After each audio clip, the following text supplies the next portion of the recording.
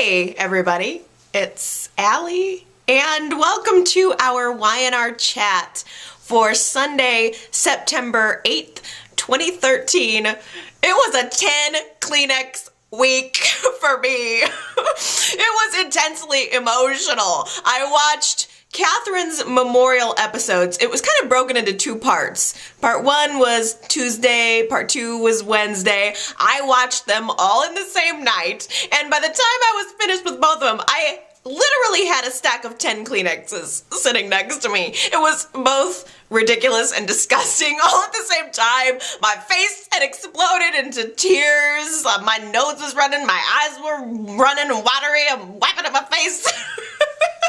Every second. It was so sad and funny and wonderful and heartfelt and gut-wrenching all at the same time. I think I'm having a really hard time even believing that she's gone at all. I think Nikki had a line that said it best to me. She said, "A world without Katherine, Chancellor, things will never be the same again." And that's really how I feel. Things will never be the same again. I imagine that she's just going to walk onto my screen next week. It's hard to believe that we're never really going to see her again. And I got so many wonderful messages, voicemails, comments from all of you guys this past week. It is helpful, really, truly, knowing that you guys are going through this along with me. I mean, we feel our soaps. We feel that pain. It's not just a silly show that we watch. We've lived with these characters. They're a part of our lives, and we have a right to feel the way we feel. And so it was very comforting to me to know that you guys were watching right along with me. And I want you to know that everybody that left me a comment and all of, pouring out your emotions and your feelings, I really appreciate that, and I'm glad that you feel comfortable talking about how you feel as well. I got a wonderful voicemail again from Michael, who really hit a point home to me that we need to cherish our soap opera veterans because they're not always going to be there. Whether it's some kind of tragedy when one passes away, but somebody could leave the show and then it's just gone. I mean, these people aren't going to be around forever, so it's like every moment that they are on screen sharing themselves and their lives with us through these characters, I think we just need to really appreciate it. And I know we tend to be hard on them. We really do. I think as fans, we love the show so much that sometimes we're a little bit rough on the whole show in general, but we at the end of the day love it, and we need to appreciate that it is here. I think that Katherine was the very definition of the young and the restless for so many people, and Gary had called in and left a voicemail to me saying exactly that. It was Katherine being the central character. As Gary is someone who has watched the show for 40 years, and I know many of you have watched the show from the beginning, and Katherine is that legacy core character, and to remove that is it's mind-blowing. For me, I've been watching the show for 20 years, and it's really Victor who is that central character for me. He was really in the spotlight at around the time that I started watching the show, and everything that's going on with Katherine, I can't help but think, what would happen if something happened to him? I don't know how I would handle that. It's like a little death inside. I know that's really morbid, but it's hard not to be having gone through all of these emotions. But every second we have with our favorite characters on the show, we need to cherish it, and thank goodness for YouTube so that we can relive our favorite scenes over and over again, watching those oldies but goodies. I've gotten into that a lot more lately, watching more of the classic scenes. It's a wonderful thing to be able to do. So even though Katherine is gone, we can still go back, we can still relive those moments, and we can still enjoy her, and we can still enjoy what Gene Cooper brought to our lives through the show. So everyone gets their invitation to Katherine's memorial service as the part 1 of Katherine's memorial begins on Tuesday's show. And it was kind of a nice little touch that Delia had drawn the artwork for the front of the little booklet that everyone had, the little flyer that they tend to hand out at funerals and memorial services. It was just kind of a nice, by the young for the old kind of touch that I appreciated. And the whole theme of the day was supposed to be a celebration of Katherine's life. Katherine was the one that put all of this together. She didn't want people to mourn. She didn't want tears. She wanted people to remember her in life and in love. And so everyone was trying to be strong for her because that's what she would have wanted. And the Tuesday show opened up with Nikki and Victor at the ranch getting ready to go to the service. And Nikki's just reiterating to Victor that it's not a funeral. He comes down the stairs in his black suit and his tie, and she just very sweetly, I felt, took his tie, kind of undid it, and said, this is not a funeral. I don't want you wearing the tie. Even though Victor gets there and everyone else at the whole memorial service is wearing a tie. Every other man was in a tie except for Victor. But I felt that was Nikki's way of trying to snap him out of VicBot mode and just flip his switch over to being a human, because Victor lost someone important to him too. And of everyone, I feel that we've really seen the least emotion from him. And I think that Victor is someone who only has so much to give. He only allows himself to put forth just a sampling of emotion, and so we haven't seen this great outpouring from him. It's really just been more subtle, but I appreciated that little moment. Gosh. Before I get into specifics, I guess I just have to say there were some things that I really loved about the memorial service that I really appreciated. There were some things I was a little bit disappointed about. Overall, I really thought that Y&R did a good job honoring the character, and I want to know what you guys think about that. Before I give you all my emotions and my feelings, you guys go to yrchat.com because I've put up a poll, and I want you to vote and tell me, are you satisfied with the way Y&R has handled Katherine's death? Are you satisfied with the memorial service? I think some people, certainly I've read comments that people were not happy with it. Other people seem very, very happy with it. This is a really defining moment in the show, and when the show is in a little bit of flux, we just lost another head writer, getting some new people. The show's been through a lot of changes within the last year or two, and I know we were all kind of watching to see how Y&R handled this. Were they going to screw it up? Because if they screwed up Katherine's death/memorial, it was going to be a monumental screw up. So I want to put my finger on the pulse of the community here a little bit and find out, what do you think about that? Do you think Y&R handled it well? yrchat.com. Go vote in that poll. Let me know what you think.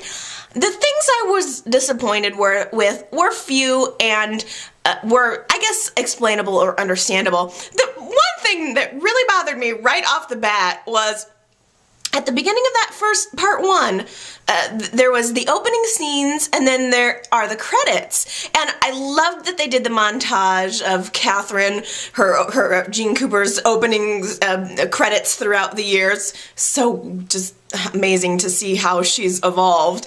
And the thing that annoyed me, though, was there was no theme song. Did you guys notice that?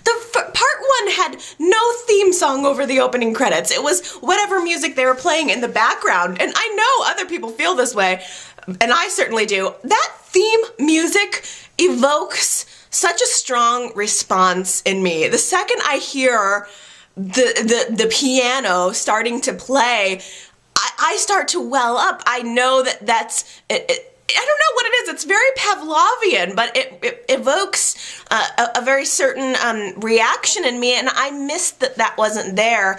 I did appreciate, though, they worked it into the show in various other places. It was there at the end of the show, and it was there at the intro of the following show of part 2. So I thought it was weird that it was missing there.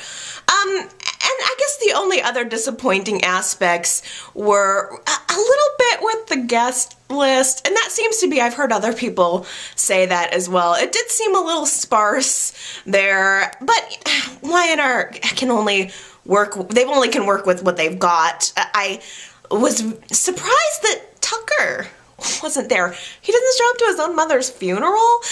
I can only assume that there was some sort of conflict and Stephen Nichols was not available, but that did seem like a pretty big hole. I wish Y&R would have worked to get him in there. That would have made sense. I was really personally hoping to see Mackenzie. Again, she kind of came on to the show when I was a younger viewer, and I was looking forward to seeing her. She still, plays a role and is mentioned in Victoria and Billy's life, and so I thought that would have been very appropriate, but again, I'm sure it was probably actor conflict. They can't get everyone that we want, but those were the two biggest holes for me personally. I know everybody else had others that they wanted to see, but other than that, it was the usual suspects. I don't need to list them. We know all of the main characters who are on the show right now were obviously in attendance at Katherine's memorial, but Y&R did bring in some people from the past, and I think that the most notable, for obvious reasons, was Father Todd. Corbin Bernstein, I cannot imagine how hard that had to be for him. He is Gene Cooper's son, and to come onto the show and officiate at his mother's lifelong character's memorial, that just would be so hard, I would think, and to not only have to deal with your mother's death, but then to decidedly become a conduit for us, kind of just reaching out to the fan community, to the people who loved his mother. It would not be enough. It would be enough to have to just deal with your own grief, but then to have to go that extra step. And from everything that I have understood, he's done a lot of that. It seems like he's done a lot of reaching out to the fans, and I just really have to commend him for that. I think what a special person he must be to comfort us in a time when he deserves to be comforted. And I'm sure that Jean would have been very, very proud of him. I'm sure she was very proud of her son. And so it was very special to have Father Todd there officiating. There were a lot of other familiar faces from the past. Danny was there. I like Danny. I think Danny is a sweet, sweet guy. I would like to see more of him. I just think he's a peach. So it was good to see that. Now, I was very, very surprised to see Amber walk into the park. And I wonder, as soon as I saw her, I thought, oh, that's going to be controversial. I bet you that there are people out there who were like, why was Amber there and not ... Again, I'm sure that it just had to be driven by who Y&R could get. I loved seeing Amber, and I really felt that Amber and Mrs. C had a really cool connection. That was a friendship that I really enjoyed. I think Amber and Katherine's relationship was very similar to Chloe and Katherine's relationship. Katherine loved to be there for the younger gals. She loved to sit them down and give them advice, but then share some chocolate or a drink of tea or whatever. She just, I think, really connected with the younger women, and I really, really personally enjoyed that. I miss Amber. I really do. I think she added a lot of spice to the show. Y&R would do so good to bring her back. Oh, I tell ya, I would flip my lid if they would bring her back permanently. I didn't even recognize her at first. As soon as she walked in, I thought, is that Cassie? I honestly thought, is that Cassie? Because she has this strawberry hair now. It's like strawberry blonde, but it's very reddish. I didn't even know it was her. It seems to almost signify maybe like it could be a change in the character. Oh, can you imagine having her back? I just think that would be wonderful. Gosh, speaking of redheads, Nina. Is Nina a redhead? I've always thought of her as a redhead. Maybe it's more of a brownish, a reddish brownish, but Nina was there. Nina is such a sweetheart. She's like Tracy in the way that she's very sage.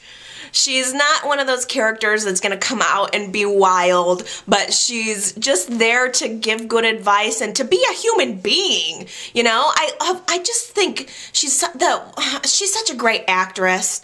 Trisha Cast, is that her name? Yes, I think so.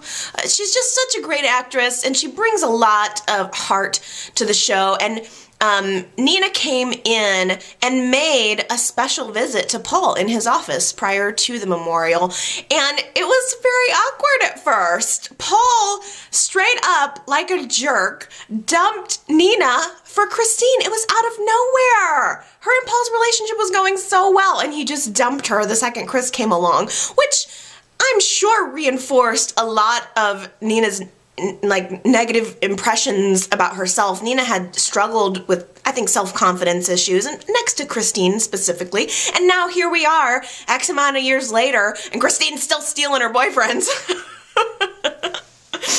I think that must have been very difficult for her, and it kind of was the launch pad for her leaving town. But she came back this week to Genoa City to visit Paul, and she told him that she forgives him, that Katherine had sent her a letter encouraging her to let bygones be bygones and to just move on with her life. And so she showed up to Paul and let him know that she did forgive him and she wants him to be happy. And I thought that was a wonderful moment. I think we need more Nina. More Nina! I don't know why she left in the first place. It seems like the actress is open to being on the show. Bring Nina back!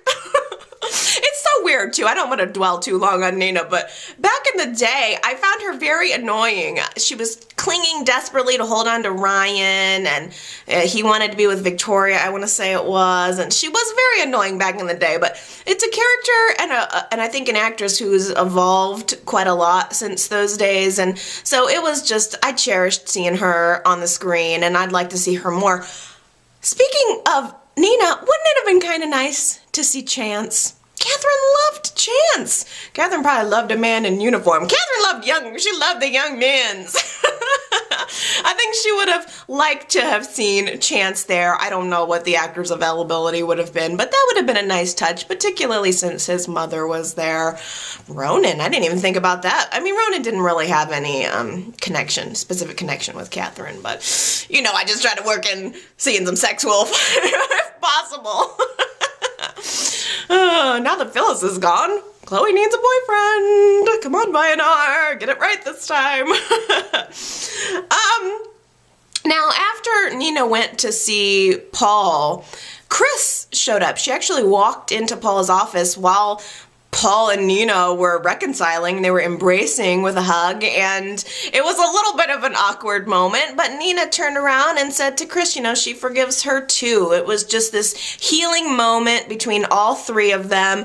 Chris, I have to tell you, before I even watched any of the future show, the second I saw Chris on my screen, I thought, she's kind of dressed a little inappropriately. Chris looked like she was dressed for a wedding.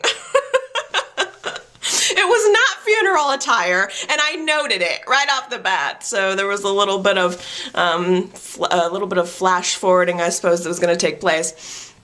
Now, one by one, everyone just kind of gathered in at this park for the memorial service. It was a beautiful day, a beautiful outdoor location. Nikki and Jill are preparing things, just looking to make sure everything's right, everything's in its place. And I found it really comforting to see Nikki and Jill just sort of working together, just being friendly. And even though they've had a lot of tiffs over the years, it was nice to see them coming together in a moment over Katherine. And someone on Twitter had mentioned to me, and I'm sorry I can't remember who, it's been a while, that it would be so fabulous if Y&R would do, or have Nikki and Jill coordinate some kind of like annual gala in Katherine's honor. That would be so amazing. It would give everybody a chance to dress up and honor and remember her. I wish Y&R, please listen and take that note, because that would be so cool. I don't want us to have this memorial service for Katherine and it to be, you know, swell to a peak and then all of a sudden go away and we don't really talk about Katherine anymore because it's uncomfortable. I want her to be remembered, and I think that would be a great way to do it. Y&R does a really good job of doing that with John Abbott. John Abbott was a huge part of the show. They killed him, but they still find a way to work him in. And as Jack arrived at the memorial service, he was thinking of John. In fact, Billy comes up to Jack as he arrives, and they have this moment where they discuss their father, and really, really wonderful little line. Billy says, you know, I can still see him. And Jack, it takes Jack aback. He sort of perks up and he goes, really? And Billy revealed that, yeah, you know, in my mind, I can still see him here. You know, it kind of played it off, but Jack is the one that has these illusions of John, or they seem very real to him. He has this otherworldly experience with his father. His father still guides him and is still sort of an active hallucinatory part of his life. And there was this brief little moment where Jack thought maybe it was happening to Billy too, and it got played off really quickly, but I thought that was a sweet, sweet moment. John Abbott was Katherine's one of her best friends. They were very, very close. She was present at his funeral and played a very integral part in that, and so it was good. I'm glad that Y&R had that happen. I mean, I think it was Jack that mentioned that John died 7 years ago. Really? Has it been 7 years? I almost can't believe that. It seems like it's not even been that long. 7 years, gosh. But as the memorial is taking place, Jack is kind of sitting there and he looks off in the distance and he sees John standing by and observing. And yes, nice touch. I appreciated that. Oh, who else was there? Gina was there. When was the last time we saw Gina? It's been quite a while. She, seems like they burnt down her restaurant and then it was goodbye after that. Gina's restaurant used to be pretty much the same set as the athletic club is now. It used to be Gina's Italian restaurant, and that got burnt down by, I don't know, who burnt that down? Was it Kevin? You guys, did Kevin burn down Gina's restaurant? I kind of think so. Leave me a comment, refresh my memory on that point. But her restaurant got burnt down and then they kind of sweeped her off into the distance since we don't see her very much anymore. But that was a nice one and I enjoyed seeing her. I love Brock. I always love seeing Brock. It was her one son that was there. If one son can't make it, at least Brock was there. Although, gosh, I don't keep up with the actors very much after they leave the show, but to me, I thought Brock looked kind of thin, and sort of like maybe he had hurt his arm, or he seemed to not be a little stiff on one side of his body. He didn't look healthy. I don't know exactly what it could have been. Does anyone know? Has the actor had any health problems? Or I'm not sure about that. If you know, please leave me a comment and let me know. So, that's, I think, it of note. Who was missing? I guess now is the time for you guys to tell me who you thought was missing from the cast of characters. I got lots of phone calls and messages about that this week. I think Philip would have been a good person to have there. It seems like the actor Tom Beards is very available and open to being back on the show. I don't know why they would not have asked Philip to continue on. Who else? Gary had left me a voice message and mentioned, too, an interesting name from the past, Dina Mergeron. What if Jack's mother had shown up at the funeral? I think she and Katherine had some connection back in the day, but Dina is a little nutso. So it probably makes sense that Y&R wouldn't have had her there. But who else? Who was missing that you would have liked to have seen? It still was good. It still was right, and I was very pleased. everyone who was there, well, not everyone, but most everyone who was there and closest to Katherine spoke. They got up at the podium with everyone seated, and they just spoke one by one, sharing their favorite memories of her. And the whole thing, it felt like a celebration. It really did. I think Y&R did a good job of not making it too sad and too weepy. It felt very social. Before, during, and after.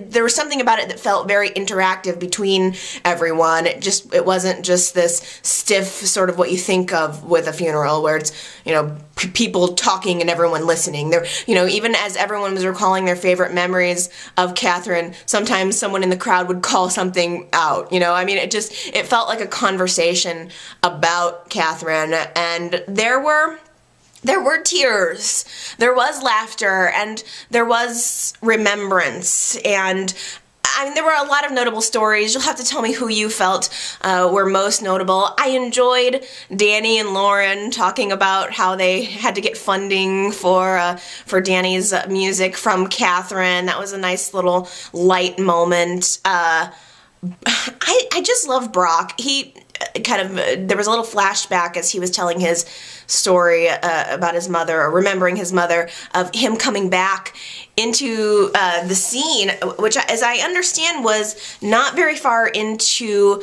Katherine being on the show. I think she came onto the show, and then a few months later, Brock came on, and he was supposed to have been this sort of philandering, woman-loving, life-loving man, and he's coming onto the scene for the first time, back into Katherine's life, and he's found God, and he's trying to tell her about it. And there just this beautiful, beautiful close-up of Katherine saying, I can't believe this is happening. Just a real slow delivery. She said something like, women, yes, money, yes, but God? It felt spooky. It felt very 70s, very late 70s. I love Brock. I've always felt that he's a real upstanding, kind of cool, unique character, and I enjoyed seeing that.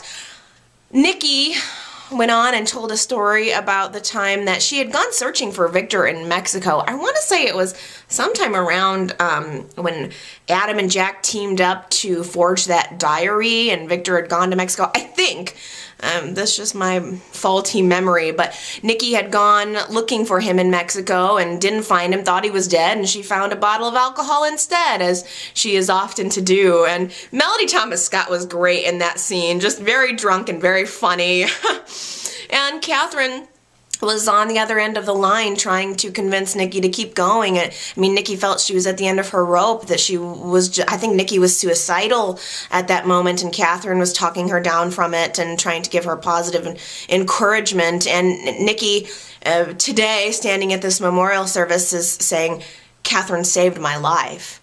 And that's just one occasion. So I thought that was a very powerful moment. But I think everyone would agree that it was really Jill.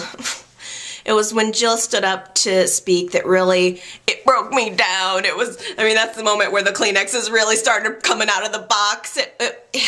Jill was trying so hard to hold it together. Katherine had insisted on, it being a happy day, but, Jill is struggling with this right now. She was trying to hold it together, but just at the very, very end of that part one of Katherine's memorial, Jill stands up and she starts to break down. Katherine was a cornerstone of her life, and now that's gone. And I think Jill still struggles to reconcile her emotions, because love and hate are not very far apart, really, on the spectrum. I think they're actually closer than maybe we want to admit, and so she's still trying to reconcile that within herself. She still feels like she didn't have a chance to say goodbye, and she didn't realize that she was saying goodbye when Katherine, ascended up the stairs and said goodnight.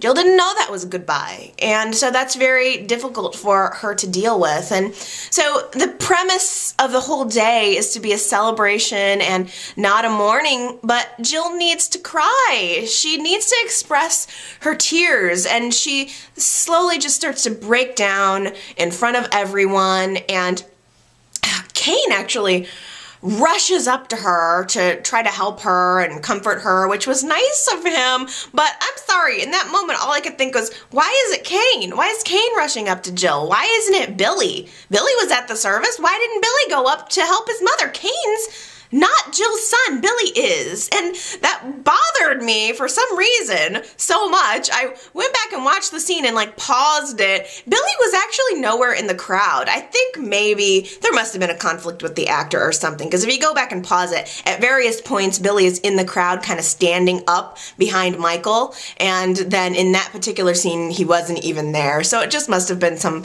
kind of conflict with the actor. But I mean, Kane, I love you, but you're not really even her son. Well, that was Katherine's final wish for Kane, that he take care of Jill. Did Billy even get a letter? I don't know. Why am I just feeling like Billy's being left out here? The last scene I think I remember seeing between Billy and Jill seemed to be him recognizing that he still has some residual negative feelings and resentment toward Jill for sending him away to boarding school. So maybe it's just that their connection is not that strong. But it also feels like YNR seems to really want to be playing up the connection between Jill and Kane, so I don't know, we'll see. All of that, everything I've just talked about for the past half hour is just part one of Katherine's memorial service. That just takes up to the end of Tuesday's show. I am ridiculous, but I love the show, and it's an important week. So as it was Wednesday's show opened up, Jill was going into her recount of her relationship with Katherine, and I think she recounted it beautifully. I think she did a wonderful job of explaining, and we got to see quite a few flashback scenes, and Jill, in Jill fashion, decided to take the opportunity to set the record straight about everything that happened with Katherine. She said, you know, this woman here will tell you that I stole her husband, and that's not what happened. Jill took the opportunity really to almost have the continuing argument with Katherine that she's been having for the last 40 years. So Jill just wasn't afraid to take it all the way back. She took it all the way back to the beginning, to the nail salon, where Jill and Katherine were actually friends first. She said, you know, they hit it off immediately, and Katherine had asked her to become her personal assistant, and slowly Katherine, had her drinking problem and had all her problems. Jill and Philip fell in love, and Jill became pregnant, and Katherine was just so drunk and so miserable that Philip wanted a divorce, and oh my God, the scene where Philip asks for the divorce and Katherine signs the papers was remarkable. Gene Cooper was remarkable in that scene. I went back and watched it twice. It was just amazing. Jill even went on to talk about Philip's death, and there was a flashback scene, I think, where Jill had intimated that Katherine had done that on purpose, that Katherine's drinking and driving, I guess, I think she drove her car off a cliff or something, and Philip survived, Katherine survived, but Philip didn't. And it was, I think, all a result of her drinking. But, you know, I feel like YNR hasn't really emphasized any of that within the last 10 years, probably. It seems like that they focused on it for a while when they were fighting over the estate and whatnot. But that was really kind of the last time they really fought about it. It seems like that they had so many other issues to argue about. That hadn't been one of them. But it struck me in that flashback scene of Jill accusing Katherine of maybe doing it on purpose, maybe sort of an I can't have him, so Jill's not going to have him sort of way. And I don't think that's true. I mean, that's not true, right? I was not watching it at the time when Philip died, but I always got the impression that Katherine loved Philip, right? Is that correct? I think at the time maybe she just loved herself a little bit more. So things happened, but Jill's time ended, she finished, and one by one, everyone walks up to this altar, and they lay a rose on the altar while they kind of say something. It was really a beautiful sequence. Everyone, one by one, kind of comes up and they have these beautiful sentiments to say. It's usually a one-liner saying something about Katherine and then laying the rose down on the altar. And I cried. I really, really cried at that sequence. It was everyone's final goodbye. It really felt like a goodbye, not just by the characters, but the actors as well. Clinton had called in and left me a voicemail that, he mentioned that it seems that everyone at the memorial, you could almost see their sorrow shifting from personal to, fictional to back to personal again. It really wasn't just acting. The actors that worked with Jean missed her and loved her too, and so I think it must have been difficult for them on many levels. So it was a wonderful mix of fact and fiction, of truth and fiction. The emotions were very, very real. And Gary had also called in and left me a message as a long time from the beginning YNR viewer. He had a memory of Katherine having sung this song. She would sing this song that said, "I'm gonna live until I die." And he was hoping to hear that at the funeral and didn't until during that scene where everyone's putting their roses on the altar. Paul says out loud, you lived until you died. And here's some schooling for you, Gary. The reason Paul said that was actually Katherine's book title. I think YNR had really not mentioned that song in a long time. But instead, I think it was back... it was at the end of the 2000s. Katherine wrote that book with Amber, and that was the title of it, Live Until I Die. So that was Paul's way of acknowledging that she really did. She lived the life. She walked the walk. She did live until she died, and it was a very poignant moment. And really, everyone had just wonderful things to say. Again, it was Jill who walks up to the urn, puts her flower down, and she just says, "Goodbye, my friend." And I thought, well, that was such an interesting way to address her. Gosh, YNR's done a wonderful job of really focusing in on Jill this past week, but goodbye, my friend. Not the woman who I once thought was my mother, not my enemy, not my nemesis, my friend. I thought that was very, very moving. So the memorial goes on, and Murphy actually revealed another surprise for us, that the very ground that everyone is standing on right now is becoming Chancellor Park. I imagine a portion of Katherine's estate went to possibly purchase this parkland and to have it dedicated in her honor. It's going to be the future location of Nick and Avery's wedding, so I'm sure that we're going to see a whole lot of that park. So if we can't have the annual gala, hopefully we will be remembering Katherine through lots of events taking place at that park in the future. So after the memorial service was over, something sort of unexpected happened. Well, early in part one, when Chris came into Paul's office and after Nina had left, Chris said to Paul, "I'm really sorry that you didn't get a letter from Katherine." And that made me so sad. I thought, why didn't Paul get a letter? Everybody else got a letter. Nina and Chris both got a letter. Where's Paul's letter? So... while everyone is seated, I believe, I think it was after the revelation, it was kind of sparse throughout, Murphy hands back a letter to Paul. And Paul opens it up, and you just see this big smile on his face. And after, I think the memorial service was kind of breaking up, the formal part of it anyway, Chris comes over to Paul and says, well, what was in your letter? And he reveals that it basically said, what are you waiting for, you damn fool? Marry her now. So Katherine is matchmaking from beyond the grave. I love it. I thought it was wonderful.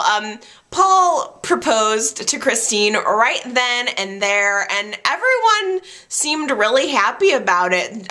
Even Jill was thrilled. She came up and she just suggested doing it now, get married now. And I am shocked, but it just turned into like a wedding and a funeral. It was just this weird mix. And Connor had called in and left a voicemail for me kind of saying he was turned off by the wedding at the funeral. And I have to say, my first reaction was the same, Connor. At first I thought, okay, well, that's weird. It felt like, is this disrespectful?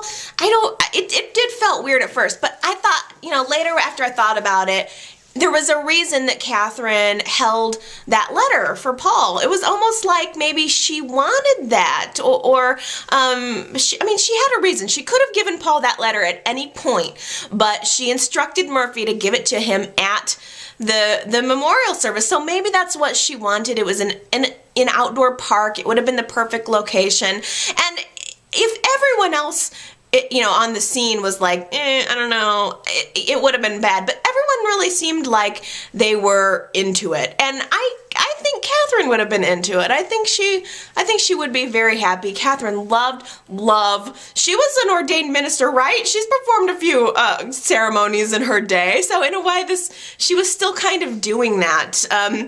They called Father Todd over to officiate. Amber happened to have the wedding song on her iPod, and they had a stereo system set up, so why not take advantage of that? Danny played some music, and interesting moment, even Danny gave his blessing. He comes right up and he says, whatever, I want you two to be happy, and I'm totally okay with this. He said he's moved on, but I'm telling you, I think he was real uncomfortable, because even throughout the service, there were some shots of Danny, and he looked uncomfortable to me. He looked like, I can't believe I have to watch this. This is the love of my life. I felt like Y&R left that relationship very unresolved. Christine and Danny were getting back together, and then all of a sudden, Danny left, and her and Paul were together out of nowhere. So that Y&R dropped the ball on that. So I'm glad that they at least, acknowledged that no, it wasn't so cut and dry. Danny wasn't just like, okay. He seemed uncomfortable to me. But, Paul and Christine seemed both very, very happy.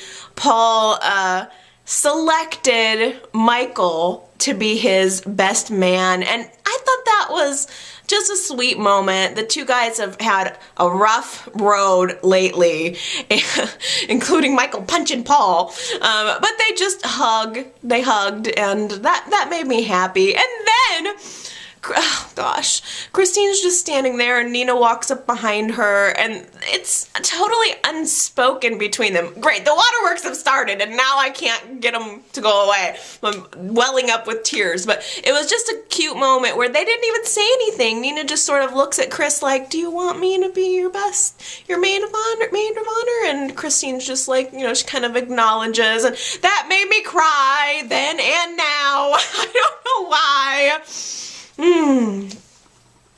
I say this every single time that Christine is on this scene, but I swear, Laura Lee Bell never ages. She looks, and I'm not exaggerating, she looks exactly the same as she did 10 years ago. 15 years ago. Like, the woman has found the fountain of youth, and I, for one, want to know where it is. It's ridiculous. I like seeing her. I thought it was kind of cute. It was a sweet little ceremony. Paul and Christine have been there before. They've been married before, but it just on this day of Katherine's memorial, I felt it was a nice way to sort of celebrate life and love, both things that Katherine appreciated. And it was life and love in a moment of sorrow, and I think that would have certainly made Katherine happy. So after the wedding, one by one, everybody kind of files out, except for Nikki and Jill, her two daughters, really. And they just sit next to each other on a park bench, and they feel close to her in this moment. I believe it was Jill who said, I'm feeling really close to her in this moment. I'm gonna cry. I'm trying to hold it back. And, they actually both sort of acknowledge that Katherine has them on some kind of epic quest, is what they called it. Jill is going to be scrambling to try to find out what the contents of her letter mean, and Nikki is encouraged by Katherine to dig into something that's in her past.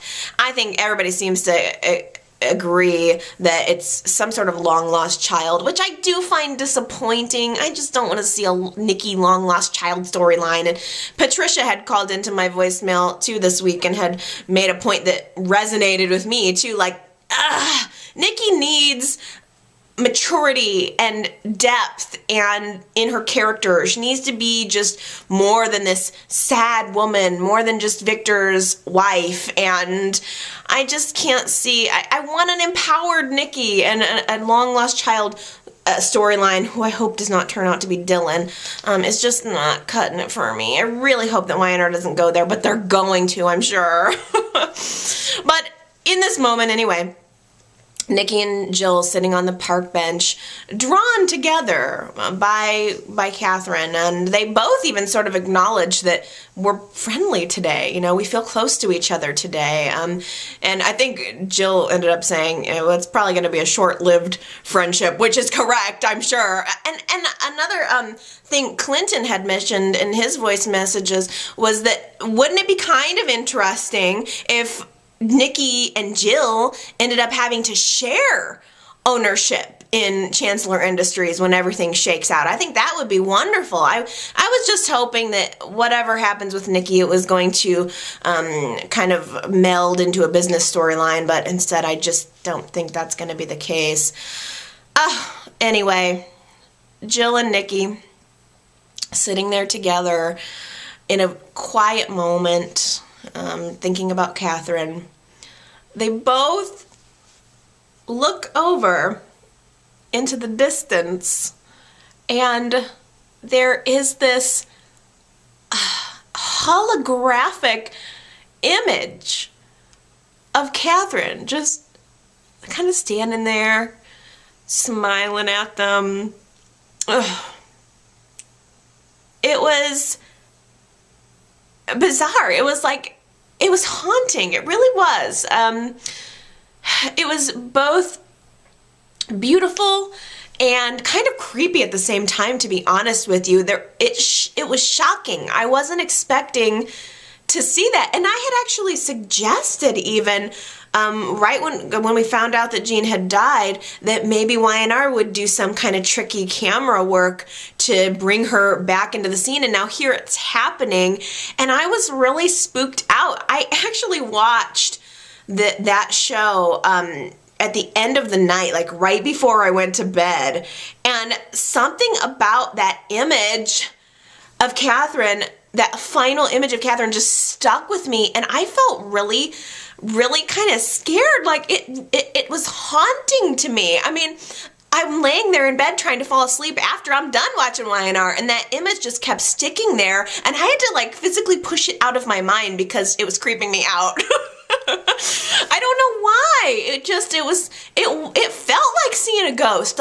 If Y&R accomplished what they intended to accomplish, because I felt spooked, and a whole series of emotions. And the next night even, I'm lying in bed and I'm thinking about it, and I feel spooked, and I got to push it out of my head. I ended up watching it twice, but I didn't want to watch it any more than that because there was just something about it.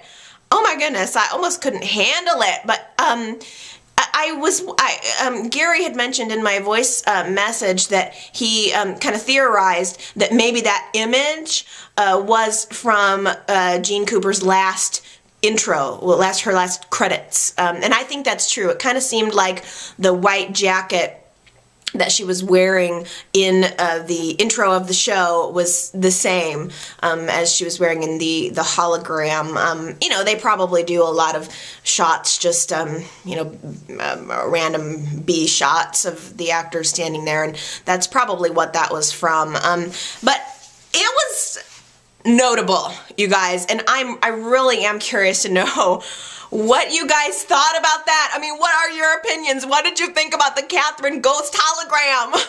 Please, if you leave me a comment about nothing else this week, I need to know, like, did you like it? Did you hate it? I felt like it was very evocative. So call, comment, write, whatever you gotta do. Tell me how you felt about that image. It is gonna stick with me for a while. Oh, boy. So, I mean, you guys, I guess there's, what else is there? What else is there?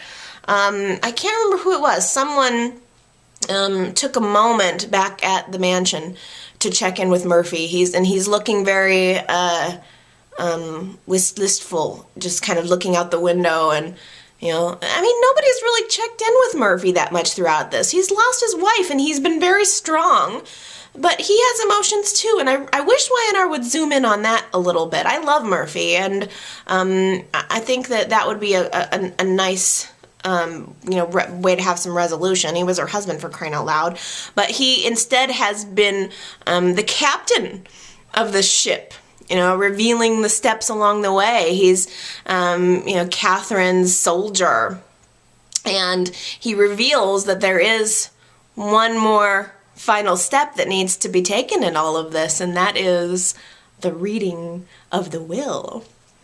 Does anybody still do that? I keep thinking, does anybody still do a reading of the will? Like, do people gather together today to read the last will and testaments anymore? I mean, that seems almost like antiquated, but it's perfectly dramatic, and therefore I love it. So I'm really looking forward to that, the reading of the will.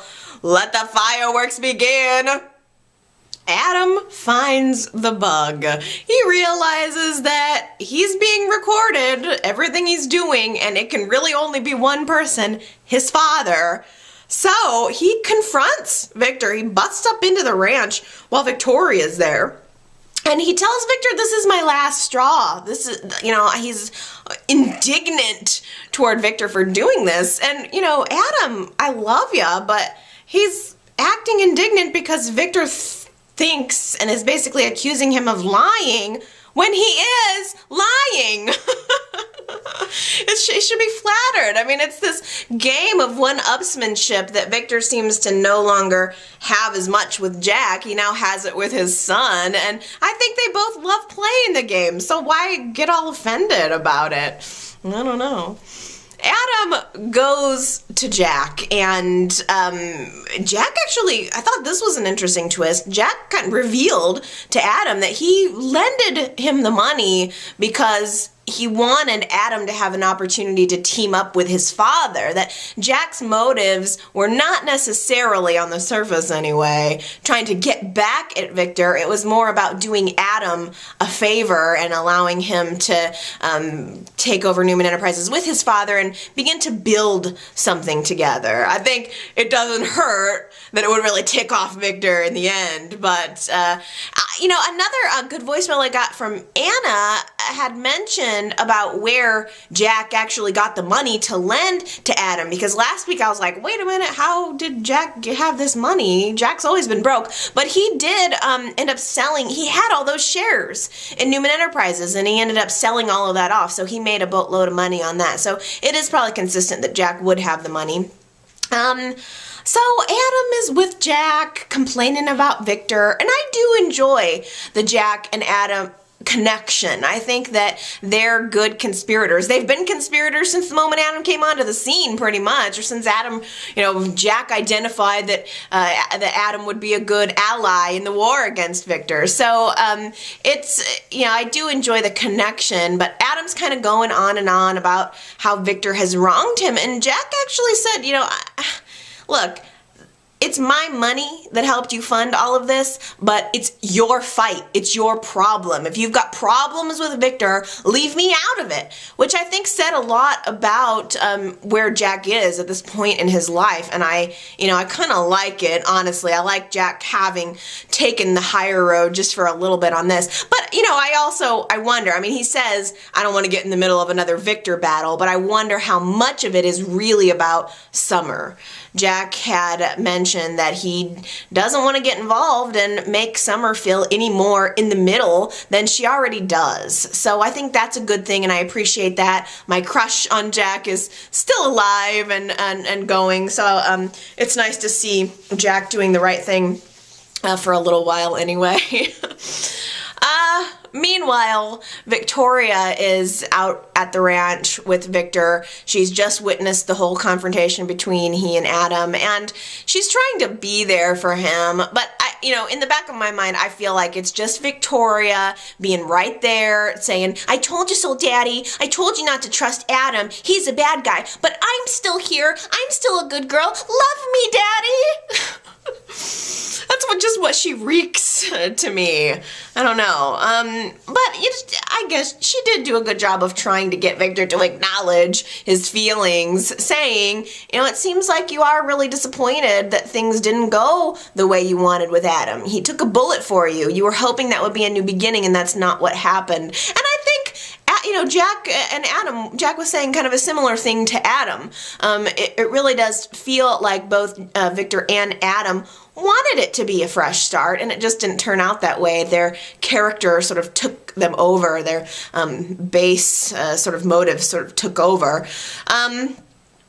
Victor gets a call from his private eye after last week he told him to find out who this investor was. Took him like a day to find it out. He should have found it out months ago. But there's this moment where Victor takes a call and he realizes who the secret investor is, that it is indeed Jack Abbott. And there's just this awesome look on Victor's face, and he just says, I'll be damned. And Victor almost felt pleased in a way, like he knew something was going on, but almost just like, oh, well, Jack Abbott. And he reveled in it for a moment. Like, some group of Harvard guys that I don't know, who knows how that would turn out. But Jack Abbott I can deal with, Jack Abbott I know. This is the devil that I know. So I felt that it was Victor's reaction that really made that twist good. I was very critical of it last week, saying, why did it have to be Jack to be the investor? Couldn't it have been somebody else? But, it's all right. It's all right. And I thought Victor's reaction really redeemed that. He immediately goes to darken Jack's doorstep, and I'm sure that those two are going to get into it many, many times again next week. But interesting thing.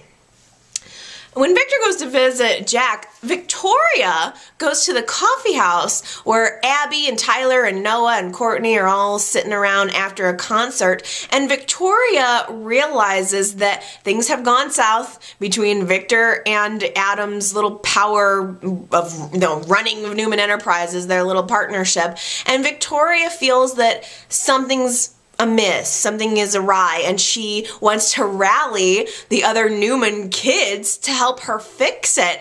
And just before Victoria had gotten there, Noah was sort of complaining, like saying he really just wasn't feeling satisfied in his career choice. He likes taking photos, but he doesn't know if that's really what he wants to do. He doesn't want to go back to music. So it feels, I feel like I have whiplash from everything that's gone on with Noah.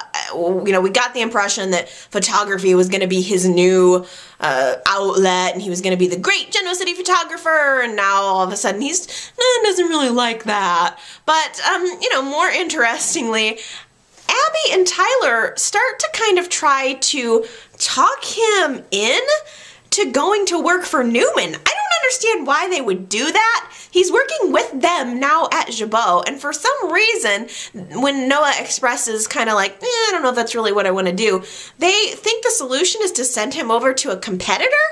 Why would they send him to a competitor?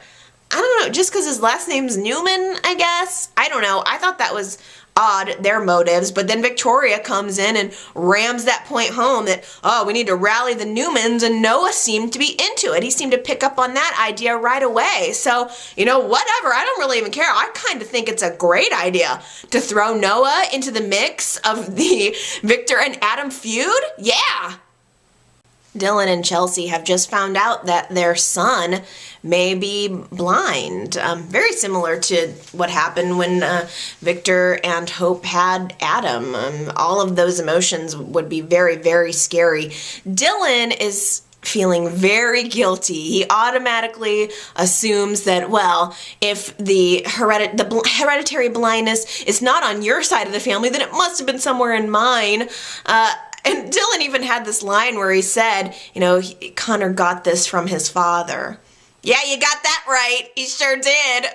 And Chelsea feels guilty too, not only for what she's putting Dylan through, but for what she's, you know, done to her child. And she ends up confiding in Anita, saying that she is scared that it's punishment for all of the lies that she's told. But I mean, literally knowing that her son could be blind is only one horrifying facet of this whole thing. The minute that Adam hears that Chelsea's child has potential blindness, he's going to know that that's his son. There is not going to be any question. And I mean, I can't imagine that Adam is going to hesitate to blow that whole thing out of the water and be with his son. And Dylan is just off on the sideline being such a moron. I almost cannot believe it. Dylan leaves when Anita gets there. Chelsea and Anita are talking, and Dylan goes to On the Boulevard just to get away, and he ends up confiding in Billy that the child might be blind. Hello? 2 and 2 meet 4. Come on, like, it's ridiculous. Billy can put this together, can't he? It's so obvious. I can't believe it.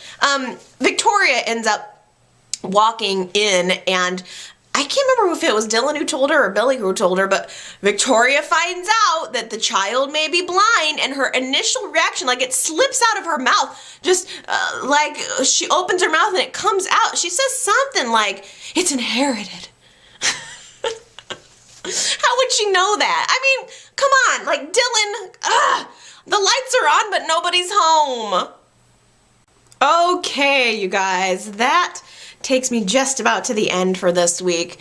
It's been one heck of a week. It really has. A lot of joy, a lot of tears. And I actually got a wonderful message from Karen, who hipped me to this amazing video on YouTube. It's called The Young and the Recyclable, and it's this behind the scenes parody video. It had to have been filmed, I think they said toward the end of the 2000s, but it's features heavily Gene Cooper, and what a wonderful sense of humor this woman has. I love it so much. Anytime I'm feeling like I miss Katherine, like I miss Gina, I'm gonna go back and watch that video, and I want you guys to watch it too. It's here on YouTube, so I'll link it in the description of this video. You gotta see it. I howled out loud from the very first scene of it. It's wonderful. So, you know, check that out, add it to your favorites, and watch it when you're feeling low, because that's what I'm gonna do.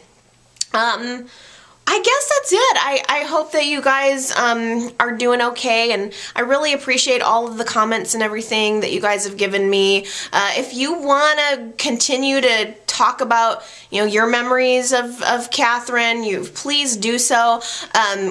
Clinton had left me a voicemail this week and kind of asked me a little bit about how I record videos and put them on YouTube. I mean, really, I just use my camera. I have a Canon PowerShot camera. It's just like a, you know, digital camera. I set it up on a tripod and push record and go, and I edit it really quickly in like Windows Movie Maker. I don't do a whole lot of fancy editing, and you know, you don't really even have to edit. So, you know, if that's something you guys are interested in, you can certainly do that. Seems like video responses are not as common on YouTube as they used to be, but you are certainly welcome to make your own videos talking about Katherine or whatever you want to talk about, and you can post them as a response to this video, or you can just send me the link if you want to talk to me, or you can always start your own channel and make your own videos. It's very, very therapeutic, so feel free to go ahead and do that and let me know if there's anything I can do to help you. If you want to respond in the YouTube comments here, that's always wonderful. I always love reading them. If you want to call in and leave me a voice message, it's 309-588-4569, or you can go to my website at yrchat.com, send me a message there, check out the forums, take the poll. There's a lot of things to do there, so don't be shy. You can definitely communicate with me throughout the week as well. But I'll be back next Sunday, and we'll see where we are, the reading of the will. I hope that's what next week is all about, because I got to know. All right, you guys, I love you. Everybody have a good week. Bye.